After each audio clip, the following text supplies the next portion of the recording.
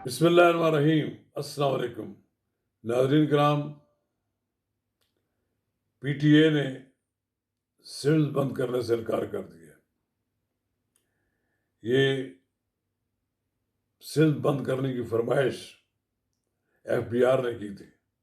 हुकूमती पॉलिसी है कि जो लोग नॉन फाइलर्स हैं इनकी सिमें बंद कर दी जाए। उन्हें फाइलर की जो पाबंदी है वो पूरी करनी पड़े। लेकिन एफबीआर को जो पीटीए ने जवाब दिया है उससे एक बार फिर एफबीआर का जो प्रोग्राम है उस पर अमल दरामद होता हुआ नजर नहीं आ रहा है।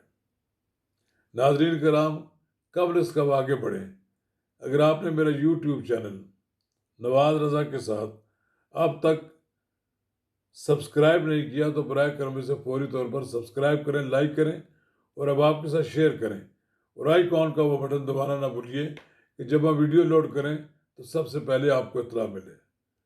नाज़रीन किराम, ये सिमों का मसला जो है ये बड़ा इंतहाई अहम है।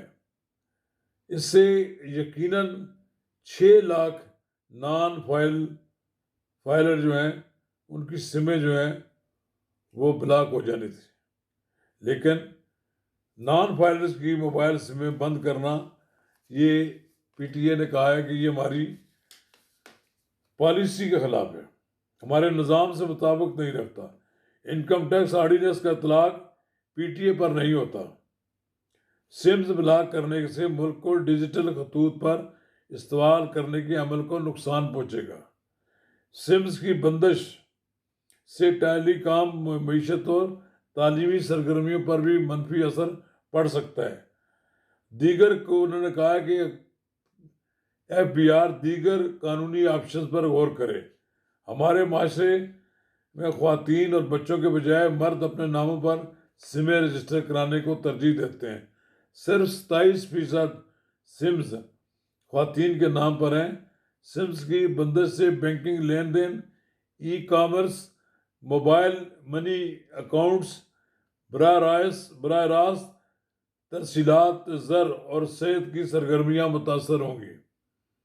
पीटीए ने अपने जवाब में कहा है कि इस तरह के हुक्म की कानूनी पाबंदियाँ नहीं होंगी और कानूनी फ्रेमवर्क के खिलाफ एफबीआर इन लोगों के खिलाफ कानूनी चाराजोई के ऑप्शन पर गौर कर सकता है।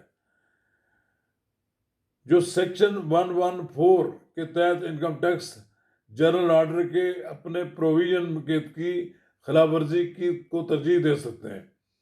दूसरी जानब पीटीए ने एफबीआर को आगाह किया है कि काबिल इतलाक कानूनी रेगुलेटरी निज़ाम के मुताबिक इनकम टैक्स ऑर्डिनेंस 2001 के सेक्शन बी 114 के तहत जारी करदा इनकम टैक्स जनरल ऑर्डर पर अमल दरामद पाकिस्तान टेलीकम्युनिकेशन अथॉरिटी के दायरे इख्तियार में नहीं आता।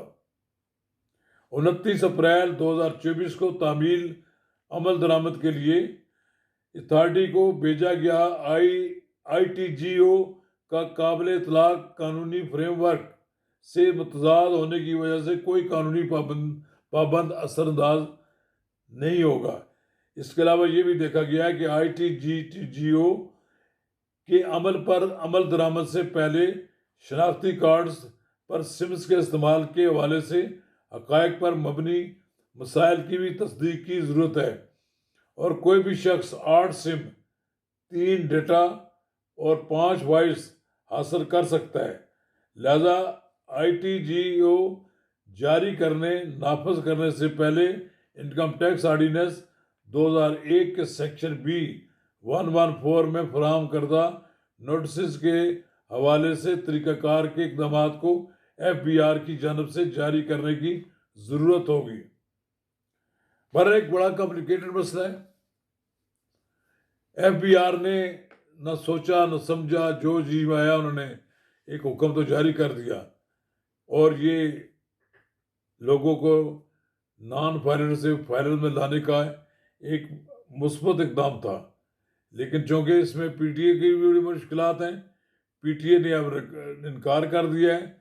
अब ये दोबारा वज़ीर आज़म की सतह पर फैसला होगा और वज़ीर आज़म ही चाहेंगे कि इस बहरान को हल करें कि एक दो अदारों के दरमियान जो एक एक किस्म का बहरान पैदा हुआ और एक किस्म की एक तसादम की कैफियत समझ लें कि एक किस्म का पीटीए ने इनकार करके एफबीआर का सारा प्रोग्राम जो है उसको ख़त्म कर दिया, बेकार कर दिया। वो कहते हैं पंजाबी में पूरा प्रोग्राम ही एफबीआर का बढ़ गया है। अगर ये एफबीआर ने जो सोचा था वो तो ऐसा नहीं हो रहा। अब एफबीआर को या तो कानून में तरमीम करानी पड़ेगी या फिर वज़ीर आज़म का कोई हुक्म जारी होगा। इसी सूरत में हो सकता है कि ये सिमों का मसला हल हो जाए।